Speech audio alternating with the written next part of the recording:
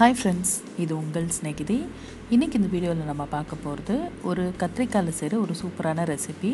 இது வந்து 2-in-1 கத்திரிக்காய் மசாலா அப்படின்னு சொல்லலாம். ஏன்னா இது வந்து சைட் டிஷ்ஷாகவும் யூஸ் பண்ணலாம், ரைஸோடு மிக்ஸ் பண்ணி சாப்பிட்லாம். ரொம்பவே டேஸ்ட்டாக இருக்கும், ரொம்ப டிஃப்ரெண்ட்டாகவும் இருக்கும். ஸோ இப்போ இந்த ரெசிபி எப்படி பண்ணுறதுன்னு பார்க்கலாம். இந்த ரெசிபி பண்ணுறதுக்கு நான் ஒரு 1/4 கிலோ கத்திரிக்காய் எடுத்து அதை இந்த மாதிரி 4ஆக கட் பண்ணி வச்சுருக்கேன். ஆயில் ஊற்றி கடாய் ஹீட் பண்ணியிருக்கேன். அதில் கடுகு தாளிச்சுக்கிறேன். கடுகு வெடித்ததும் உளுந்து கருவேப்பிலை சேர்த்துக்கிறேன். இதுக்கு பொடியாக கட் பண்ணி வச்சுருக்க வெங்காயத்தை சேர்த்துக்கிறேன். 1/4 கிலோ கத்திரிக்காய்க்கு ஒரு மீடியம் சைஸ் வெங்காயம் சரியாக இருக்கும். இந்த வெங்காயம் நல்லா வதங்கட்டும். இது நல்லா கோல்டன் ப்ரௌன் ஆனதுக்கப்புறம் நம்ம நறுக்கி வச்சுருக்க கத்திரிக்காய் இதில் சேர்த்துக்கிறேன். இப்போ இந்த கத்திரிக்காய்க்கு தேவையான 1/4 டீஸ்பூன் அளவுக்கு மஞ்சள் தூள், 1 டீஸ்பூன் மிளகாய்த்தூள், 1/2 டீஸ்பூன் மல்லித்தூள் எல்லாத்தையும் சேர்த்து நல்லா மிக்ஸ் பண்ணிக்கலாம் ஒரு தடவை.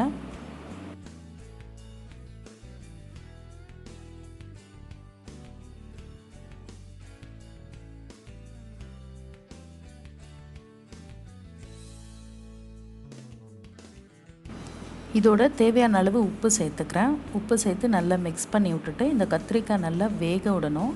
இதில் வந்து தண்ணி எதுவும் சேர்க்கக்கூடாது. அப்படியே எண்ணெய் ஊற்றுனதோடு வதக்கி அப்படியே மூடி வச்சு வேக விடலாம்.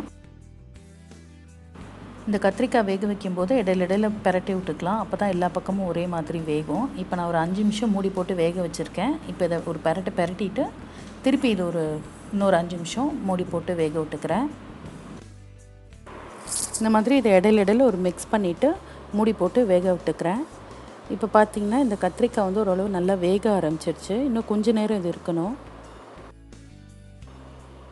இப்போ இந்த கத்திரிக்காயோட கலர் பாருங்கள் நல்லா மாற ஆரம்பிச்சிருச்சு. இப்போ பாருங்கள் நல்லா சாஃப்டாக ஆரம்பிச்சிருச்சு இந்த மாதிரி. ஸோ இன்னும் ஒரு 2 மினிட்ஸ் இருந்தால் இது சரியாக இருக்கும்.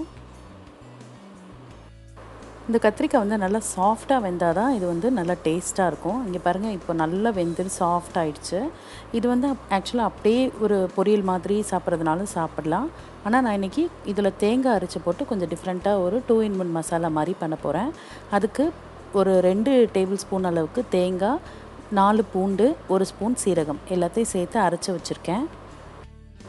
இந்த பேஸ்ட் வந்து கொஞ்சம் இந்த மாதிரி திக்காக அரைச்சிக்கோங்க. அப்போ தான் அது வந்து கொஞ்சம் ஈஸியாக வந்து மிக்ஸ் பண்ணுறதுக்கு கரெக்டாக இருக்கும். இப்போ இதை வந்து கத்திரிக்காயில் சேர்த்துடலாம்.